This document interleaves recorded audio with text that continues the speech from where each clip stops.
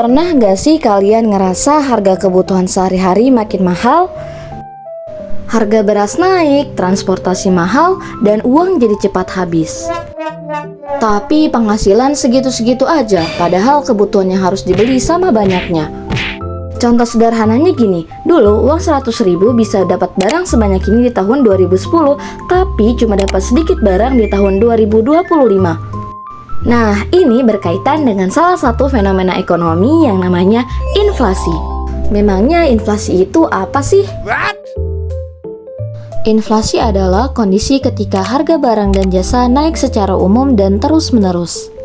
Kalau inflasi terjadi, nilai uang akan menurun. Kalau dulu dengan 20.000 kamu bisa dapat 2 liter minyak goreng, sekarang kamu cuma dapat 1 liter minyak goreng.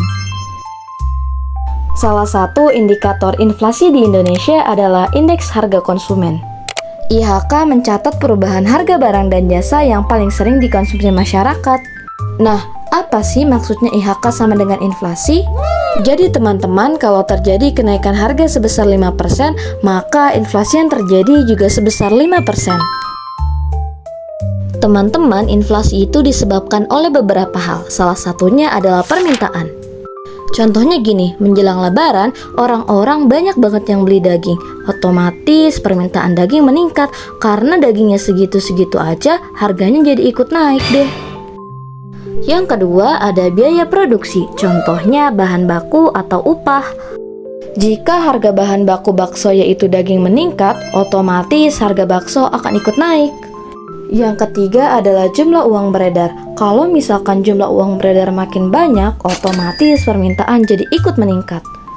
Misalnya saat pendapatan kita hanya 3 juta, kita hanya bisa membeli sedikit barang. Sedangkan saat pendapatan kita naik menjadi 5 juta, barang yang kita beli jadi ikut bertambah.